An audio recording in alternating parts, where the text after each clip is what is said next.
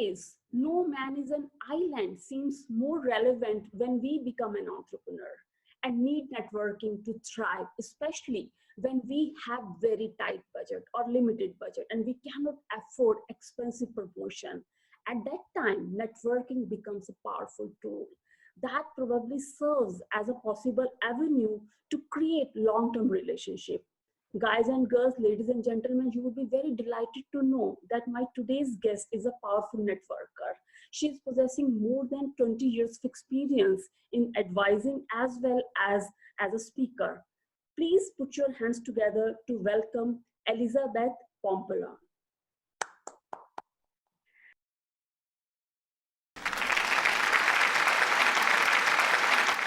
Hi, Elizabeth.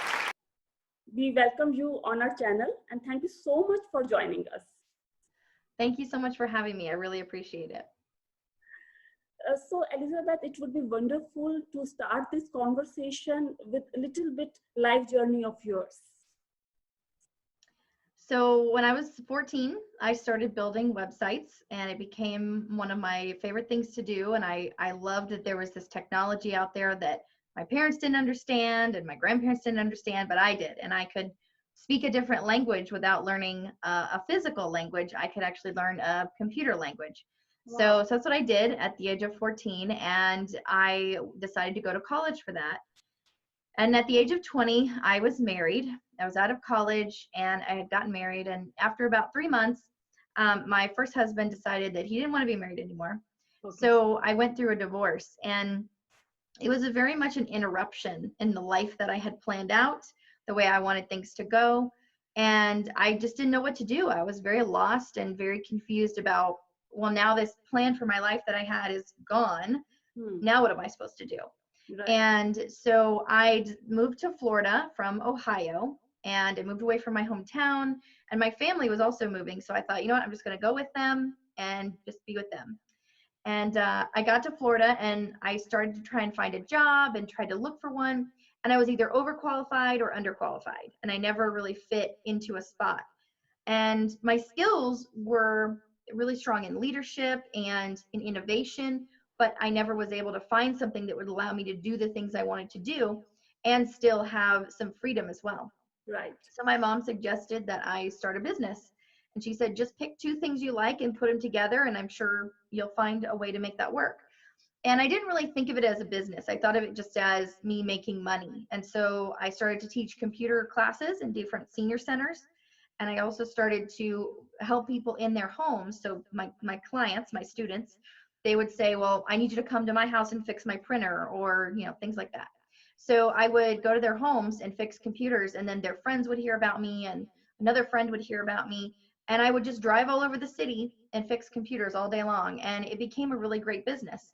And then in 2010, I met my husband, and a year later we got married.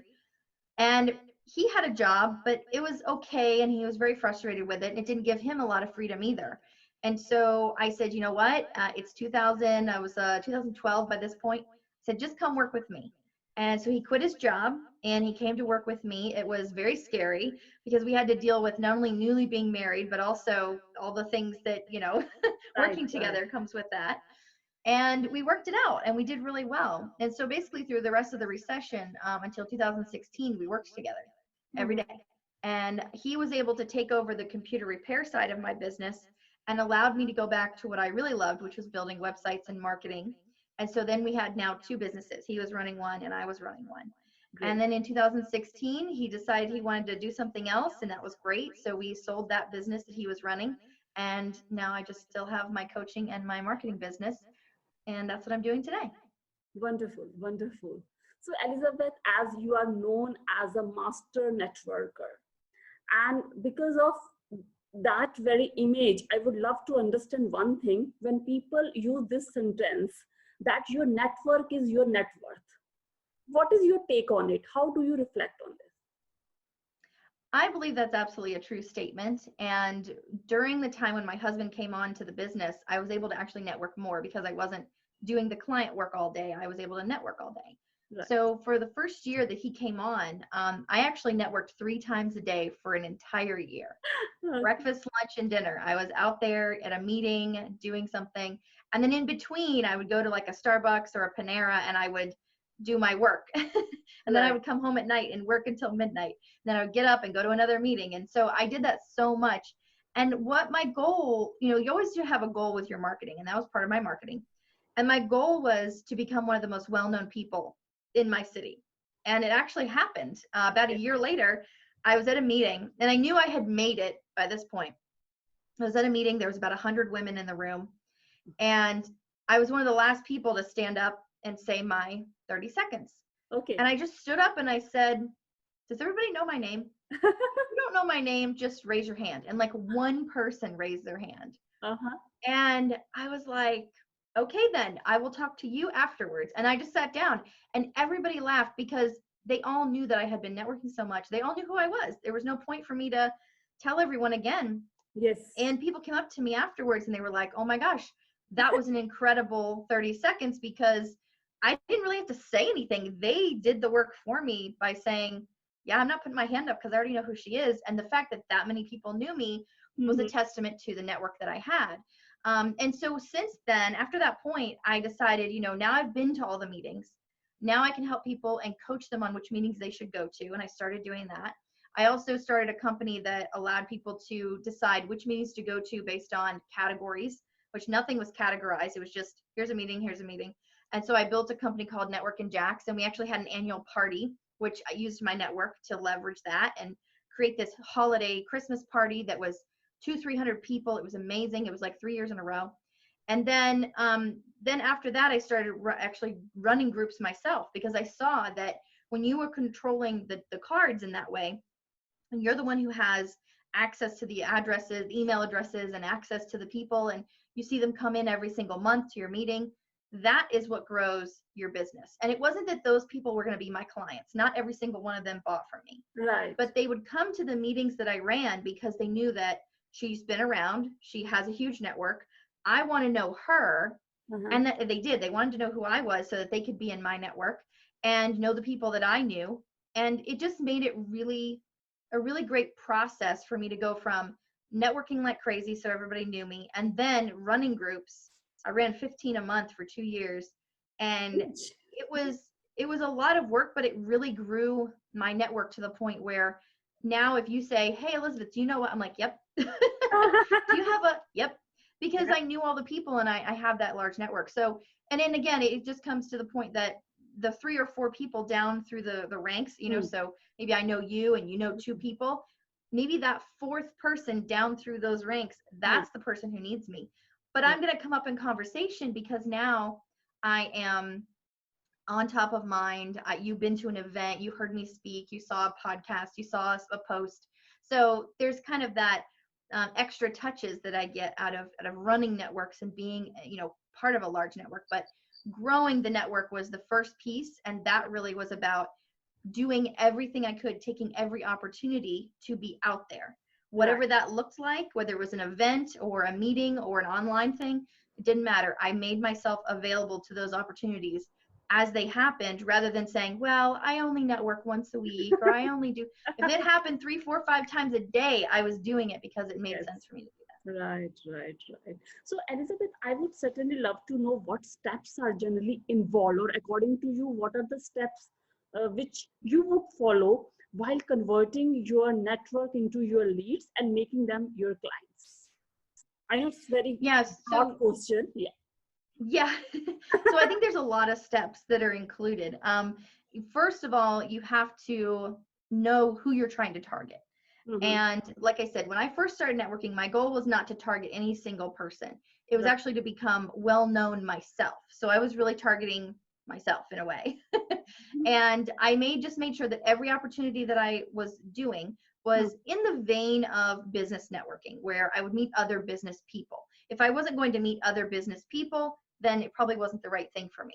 So I was narrowing it down just a little bit, but I really was doing it more instead of saying, are these my clients? Can I get them as leads? It was saying, hi, I'm Elizabeth. Hi, I'm Elizabeth. Hi, I'm Elizabeth. And making that the focus. So once I did that and my network was able to grow, then I started narrowing down the network. If maybe I had 500 people, let's say, I started saying, okay, what 100 people of this 500 are my ideal clients, and really knowing who they were, what they liked, where they played, where they lived, what their values are, what their demographics are, age, gender, all of that stuff comes into play. Mm-hmm. And then I really focused on women business owners who were 35 to 65. Uh-huh. And I looked at everyone from the standpoint of, I had a client tell me like, well, what if I'm a man and what if I want to work with you? I said, well, you're like a salmon. If I'm fishing for trout, all these women, I'm going to get a lot of trout. But if I catch a salmon, I'm not going to throw you back. I'm going to take you too. You can come along. So, but I'm not really aiming to catch those salmon. Wasn't aiming for those men. My website was very feminine. My designs were very feminine. So I attracted more women, but I actually have a lot of male clients. I have about 30% of my clients are male. So even though I was targeting one group, it didn't mean that I wouldn't get business from other groups as well. Right. So really just knowing that target group, because once you focus, you can focus your marketing efforts, your posts, your blogs, your messaging, all that can be focused. And yes, it might attract other people as well, but really it's going to give you a focus that you don't have to worry about, well, I'm talking to this person and kind of all over the place. You really just have a main focus. And then of course, providing value with those interactions. So when you're posting online, you're not just saying, what's your favorite color today? You're saying things like, how is your brand affecting your marketing? And have you looked at your brand lately? Or, when was the last time you posted on social media? How often do you post on social media? Getting people to think about questions that you can help them with, or providing them content by doing Facebook Lives or doing, products that you can give away for free, or maybe doing free webinars, collaborating with other people, and just providing that good content that is saying, hey, if you take this and you run with it and you are just like, have at it, you can take my words and go do it, great, you should do that. But then there's going to be those people that are your ideal clients that say, okay, I really want to do this and you sound like you know what you're doing. I'd rather you just walk me through it and I will get from A to B much quicker than if I tried to take it and do it myself. But I'm one of those people that's like, okay, just tell me how you do it and then I'll do it myself. And I usually meander around and then usually end up hiring the person or abandoning the project. So you'll always find your ideal client when you're providing value, because the ones that need it, they will take it and run with it. And the ones that really need you, they'll keep coming back to you for that stuff. Right. So I'm sure this process is not as simple as it sounds, because there are so many challenges involved in this complex process, in this whole transition process. So according to you, when we are converting our leads to clients, what challenges we might face and how do we deal with them? So once everyone knows who you are, that's the main part, is getting a lot of people to know who you are, which is building that network. Once you have a somewhat of a network there, you can start reaching out to them and actually saying, hey, I know you need this, or hey, I heard you needed this, or I saw a post you said this, and really start providing the service. And once you provide the service, there's going to be the objections. Well, I could get my cousin to do that for $300, or I could do that myself, over a weekend. And one of the things, my favorite examples is house cleaning. I actually have a house cleaner and I love her to death. She's amazing. And one of the things that really stuck with me when I first hired a house cleaner was, how much do I make an hour? My hourly rate at the time when I first hired my first house cleaner was $150. Okay. That was a lot to me. And I knew that if I spent time cleaning my house, it would take me about 4 hours. Right. So that's quite a bit of money. That's about, what is it, $500-$600? So I thought to myself, if I'm going to spend 4 hours cleaning my house when I could be spending, 4 hours doing work that's going to make me money, would I spend $600 on a house cleaner? And what I found out was that it took my house cleaner 2 hours to clean my house, and it took me 4 hours because I didn't really know what I was doing. And I got distracted and then, and it only cost me $150. Oh. So for me to spend 4 hours, for her to spend 2 hours was the same because of the way that was structured. And for me to spend the hour or the 2 hours she was there cleaning, I could make $300 in that time and give her half of that, right? So then I would still make $150. I'd still be ahead $150. And so that example of having someone to do something for you when it's like, my time is worth X, her time is worth X, and she can do it so much faster than me, because if it took her 4 hours, she probably wasn't a good house cleaner. Right, right. But if it takes her 2 hours, she's really good at what she does, and I just need to like, and she'd probably get it way cleaner than I do, which is true, she does. So I can say, you know what, this is your area of expertise. I don't like to do it anyway. Let me give it to you. And this happens for, social media, branding, email marketing, building a website. That's one of the biggest ones. It takes me 8 hours to build a really good website. Right, And if you do it yourself, I've heard some people, it takes them 8 hours every weekend, away from their kids, away from their family, away from their life, yeah, for like 4 or 5 weekends in a row. right. And they could just sit with me and we could do it in one day and be done. And now they have all that time back that they would have spent like pulling their hair out trying to figure it out. Right. So I really think that some of these objections, especially around money, can be definitely overcome if we look at things from a different perspective. And I think that's a sign of a good salesman, is that, we've all been accosted, I say, Mhm. by the bad salesman, where Mhm. they're like, you say something and they dismiss it like, no, that's not even true. And then you think, well, that's how I feel, or that's how I think. Mhm. So instead of convincing me or changing my mind about it or showing me a different perspective, they're like, no, that's stupid. And that's when you see that you feel like that's a bad salesman, Mhm. because you feel like they're not listening to you, they're not hearing your concerns. Mhm. And so when someone says to me, well, it's too much to pay you $1,800 to do a year of social media for me, I just couldn't do that. And Right. I say, okay, how much time do you think it's going to take you? Well, I'll spend like 3 or 4 hours a month on it, maybe 2 hours a week. Okay, Mhm. now you're at 100 hours a year. You Uh-huh. just spent 100 hours, 2 hours a week on your social media. You just spent 100 hours. Yes. And then they look at it and they go, wait a minute, 100 hours. Oh my gosh. And then I say, okay, how much do you make an hour? Hmm. Oh, I make $100 an hour. Okay, so you're going to spend like, what is it, $10,000? Is that 10,000 on your social media this year? Well, no, no, that sounds so stupid. Why would I give away $10,000 like that? Okay, well, you could spend 1,800 and Mhm. get it done in one day. Mhm. Well, that comparison looks so different than you saying $1,800 is too much, I can't afford that.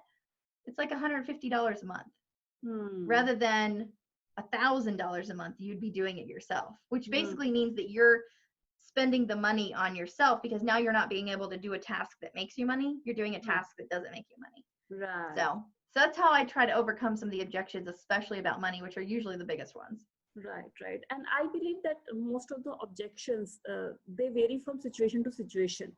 We Sure. cannot generalize objections, and they are very, very subjective. But thank you so much for offering us this insight.